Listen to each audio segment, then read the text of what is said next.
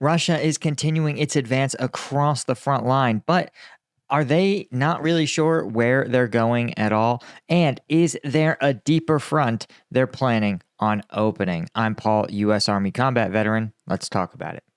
Okay, so the story here for the front line is the same one that we've seen for several days now, and that is a kind of bizarre lack of change, right? So the Russia is advancing, sure, but where they're advancing is a pretty low return, right? So you can see here Chasiv Yar. This is what we think is Russia's main effort right now. And you can see they've made a somewhat meaningful advance through this forested area here. We know this is perfectly in line with Russian tactics.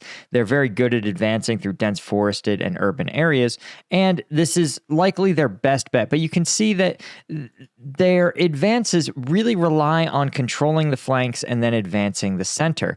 And you could see that with this advance, you know that Russia's next pushes are going to have to be near Kalyanivka or here along the south, right? They're going to have to advance along this roadway before they start to move through the center and occupy parts of urban Chasiv Yar. The other areas where we see Russian advance is Klitschivka, and you can see that what's weird about them is they're not mutually supporting efforts, right? They're actually far enough away that that they don't really provide like any kind of mutually supporting position. They're almost 8 kilometers apart. And you can see this advance here is again a Russian refinement of their tactic where in this case they control the flanks, right? You can see they control this portion of the high ground northwest of Klitschivka, and they control this windbreak rail line to Klitschivka's east. And now then they are advancing into the town itself. Now bear in mind, I use the word town. There's nothing left of Klitschivka. Some of the video we've seen, there was only piles of bricks a year ago, and you can imagine as a contested zone, it's probably even more destroyed now. But you're likely going to see Russia try to stabilize their front a little bit here. But again, without further advances, they're unlikely to take the entirety of the village of Klitschivka. And again, I think if you're Ukraine, you're probably looking and you're saying, there's nothing here to defend. There's no reason to waste lives holding on to piles of bricks.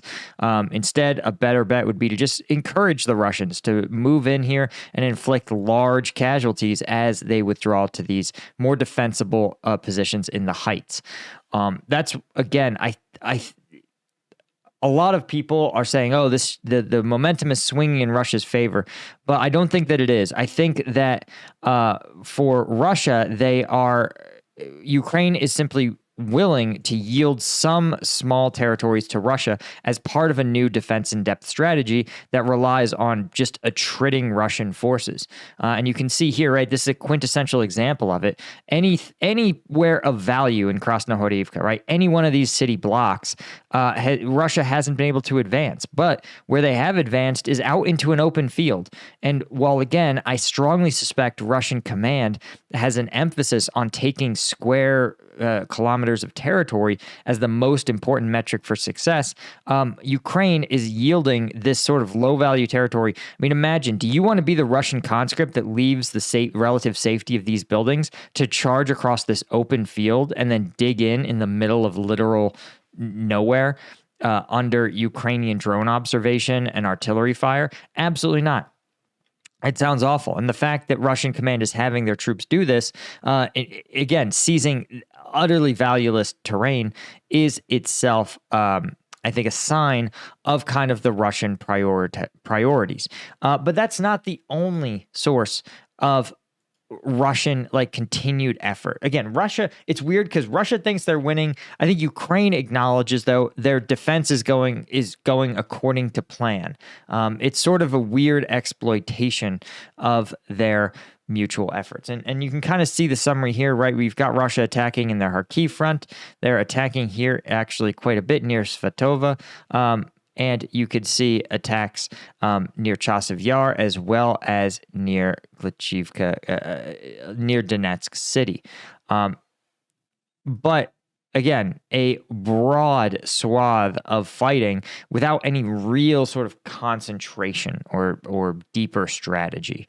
Again, attrition is a strategy. Like don't kid yourselves. And again, Russia believes it is executing on its strategy, which is seize all terrain at any cost, continually apply pressure to Ukrainian forces, and continue to seize the initiative with offense. Ukraine says we are going to conduct a defense in depth, yield territory to maximize the infliction of casualties while we replenish our supplies to transition to the offensive.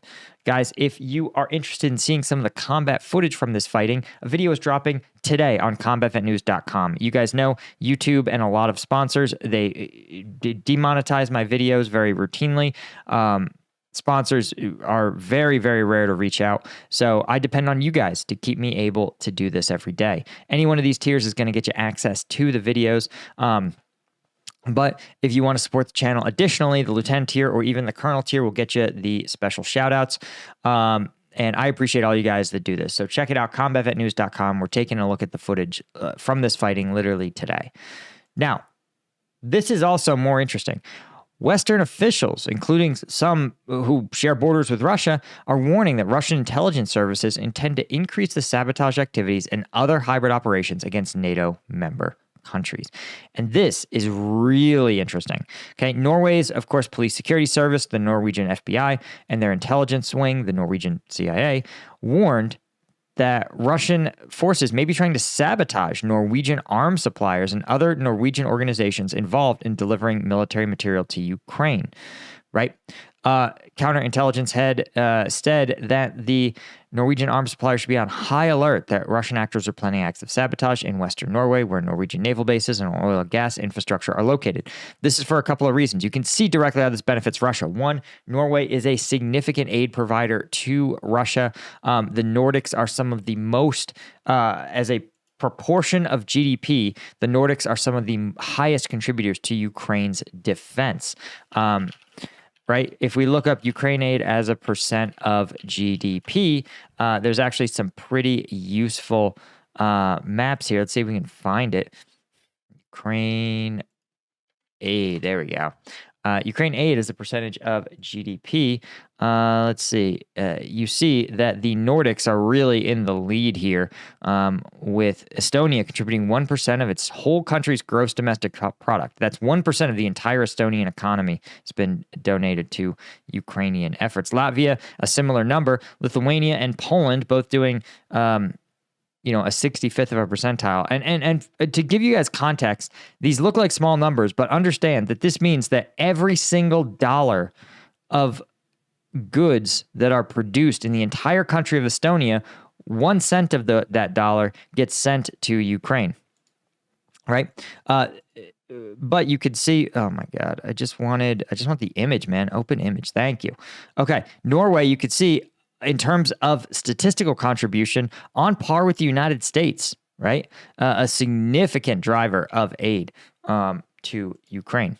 So it makes sense, of course, given that they also share a border, that Russia is going to target Norway as a prime target for sabotage operations. And of course, oil and gas infrastructure, you have to think that if Western countries are less able to sell oil, that would make Russian oil more vulnerable. And you guys know that even individual attacks on oil infrastructure oftentimes can impact the short-term price of a barrel of oil, right? So an oil and gas infrastructure attack, particularly one that makes the news and is a spectacle, is going to, raise oil prices fairly dramatically. And then in the short term, that would allow Russia to make, millions, potentially even tens of millions of additional dollars selling the same oil for the new high price, right? But the polls have also found the exact same thing, arresting and charging suspects for engaging in acts of sabotage in Poland on behalf of Russian security services, right? There's also a warning from Poland president that Russian actors, these are Russian agents, right? They're not literally actors, plan to illegally smuggle thousands of migrants from Africa to Europe, and that 90% of those recently apprehended entering Poland had Russian visas in their passports, meaning that Russia is actually facilitating some of these migrant crises because Russia is attempting to create an artificial migrant crisis, a repeat of what they did in Finland in late 2023, in order to drive wedges in NATO and the EU, because they know that migrant crises, right, border countries suffer worse than interior countries, and it has routinely driven a big wedge among those countries who have very different responses to a surge of migrants.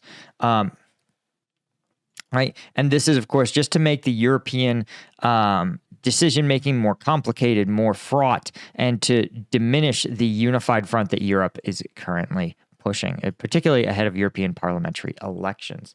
So that is the Russian strategy in a nutshell, guys. Like we said, it involves a high attrition strategy on the battlefield, and it involves politically isolating and obstructing the efforts of Ukraine's diplomatic and logistical backers. So stay strong, stay aware, and thank you to our Colonel tier members. Thank you to our Lieutenant tier members. I will see all you guys over there. Literally right after this. Right after this, we're taking a look at the footage. So I'll see you over there. Cheers.